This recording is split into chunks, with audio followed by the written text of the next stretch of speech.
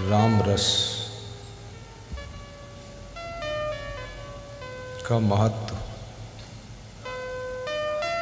कबीर कह रहे हैं।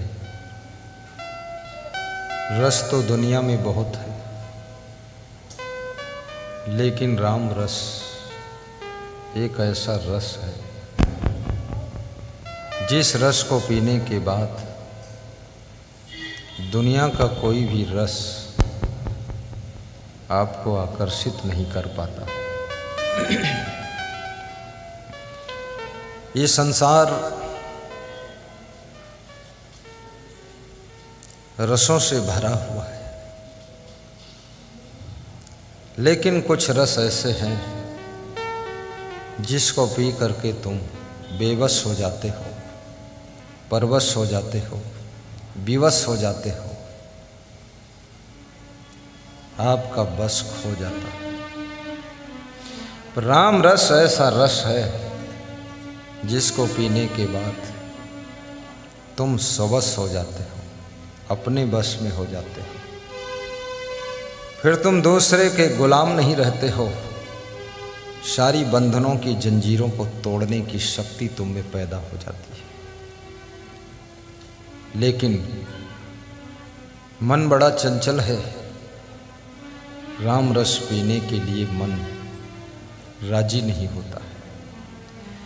दुनिया के सभी रस पीने के लिए मन ललचाता है, मन भटकता है। इस मन को अर्जुन ने कृष्ण से कहा, हे कृष्ण, आपके साथ रहता हूँ, आपकी बहन भी मेरे साथ ब्याही है, सुभद्रा। एक रिश्ते में आप साला हो, दूसरे रिश्ते में आप मेरे साथी हैं, सखा हैं, तीसरे में आपको भगवान भी मानता हूँ, मार्गदर्शन देते हो इसलिए गुरु भी मानता हूँ। लेकिन सच्चाई ये है कि मेरा मन चंचल बहुत है।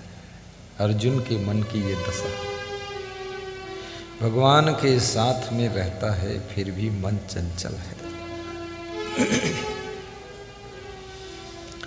चंचलम ही मनः कृष्णा प्रमाथि बलवद दृढ़म तस्याहम निग्रहम मन्ये वायुरुषु दुष्करम।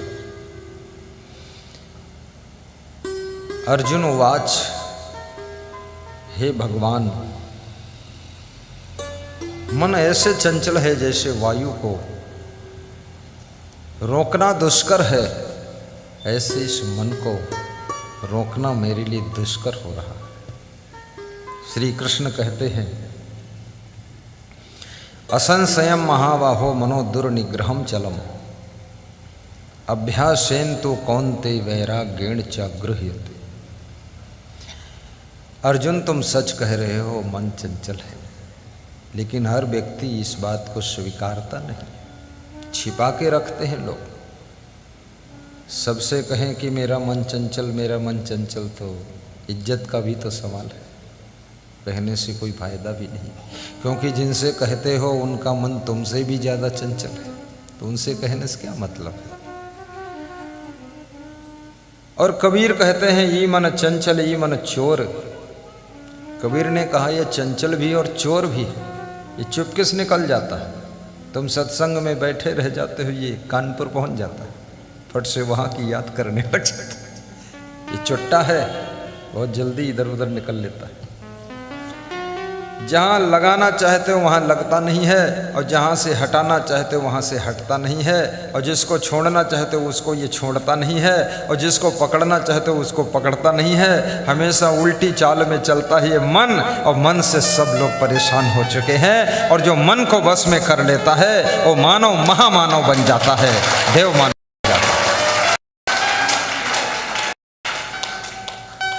एक नवयुवक गा रहा था, मेरा मन डोले मेरा तन डोले, मेरे दिल का गया करार रे, कौन चलावे साइकिलिया, कौन बजावे बांसुरिया।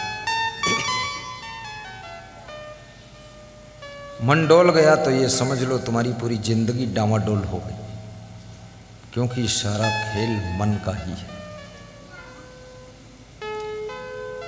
जहां जहां से तुम्हारा मन ऊब जाता है वहाँ वहाँ से तुम हटना शुरू कर देते हो, और जहाँ जहाँ तुम्हारा मन डूब जाता है वहाँ वहाँ तुम जुड़ना शुरू कर देते हो।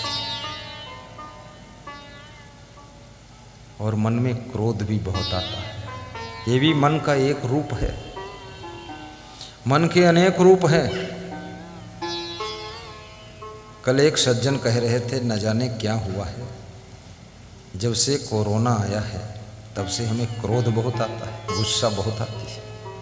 तो हमने कहा कारण? बोले कारण क्या, घर ही में रहा हूँ तो घर का सब देखा हूँ तो क्रोध ही भर गया बहुत ज़्यादा। पहले सुबह से चला जाता था तो पूरा देखता ही नहीं था, शाम को लौटता था।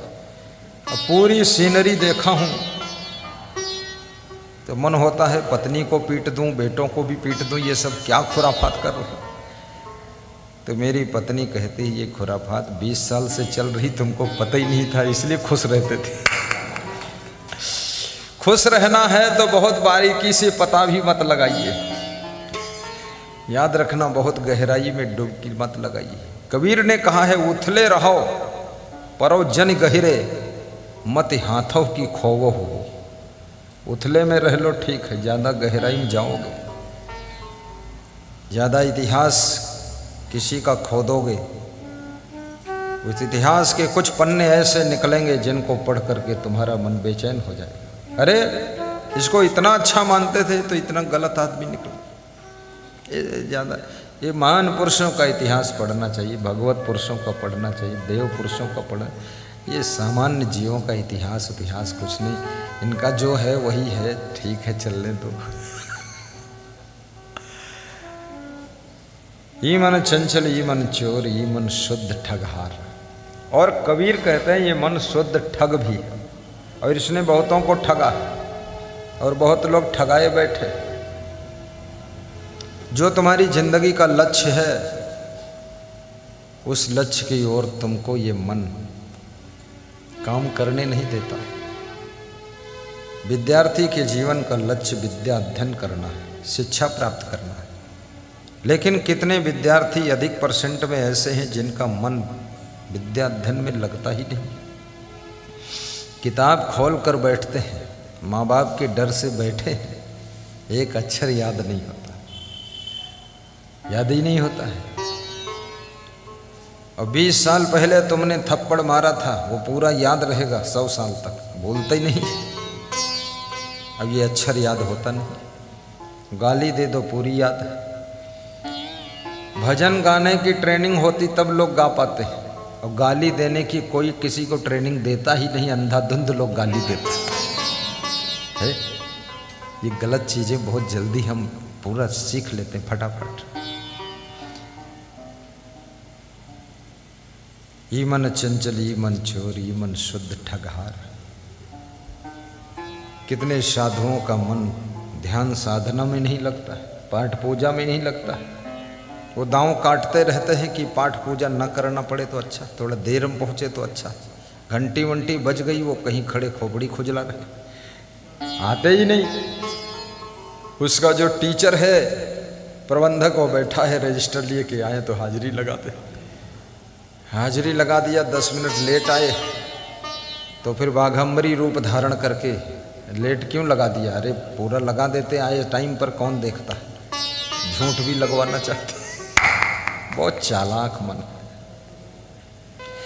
ये गलती को स्वीकार नहीं करना चाहता है मन, लेकिन गलती करना छोड़ना भी नहीं चाहता है मन। गलती पर गलती करता रहता है मन, और गलती को मंजूर नहीं करता है मन, और गलती छोड़ता नहीं है मन। ये मन ऐसा विचित्र है मन। और याद रखना, जो व्यक्ति गलतियों को जिंदगी भर दोहराता रहता है, आगे बढ़ने का काम खत्म हो गया है। अब वो दरवाज़ा हो गया, दरवाज़ा चलता तो दिन भर है, आगे से पीछे, पीछे से आगे, लेकिन पहुंचता कहीं नहीं, वहीं रहता है। अगर गलती पर गलती करते गए, गलती को दोहराते चले गए, पहुंचोगे कहीं नहीं, हाथ पांव मारते रहोगे, रहोगे वहीं के वहीं दरवाजे की तरह। न गति होगी न प्रगति होगी, अंततः तुम्हारी दुर्गति होगी।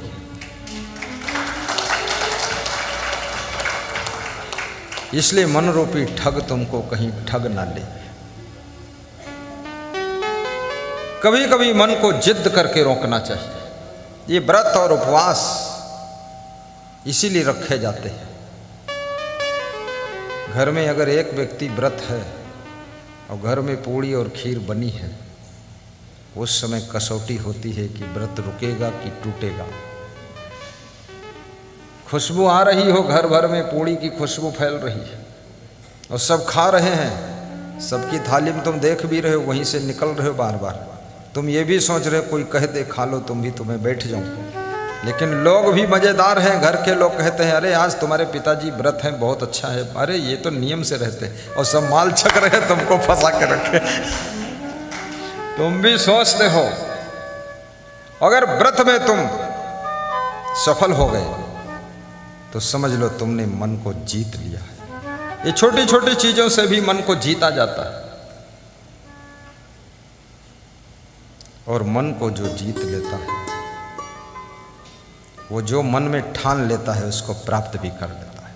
चाहे राजनीतिक क्षेत्र में आपको सफलता प्राप्त करनी हो, चाहे भौतिक क्षेत्र में, चाहे आर्थिक क्षेत्र में, चाहे सामाजिक क्षेत्र में, या साधना के क्षेत्र में, या सर्विस की फील्ड में आपको आगे बढ़ना है, उन्नति की ओर जाना है, एक ही सवाल आपके सामने खड़ा है कि मन को गलत राह पर जाने मत दीजिए, मन में गलत चिंतन उठने मत दीजिए, मन को हमेशा पॉजिटिव थिंकिंग में लगाए रखिए। फिर देखिए आपके मन का कमाल, आपका मन ऐसा सुमन बनेगा कि आपके लक्ष्य को पूरा करने में आपके मित्र और साथी का काम करेगा।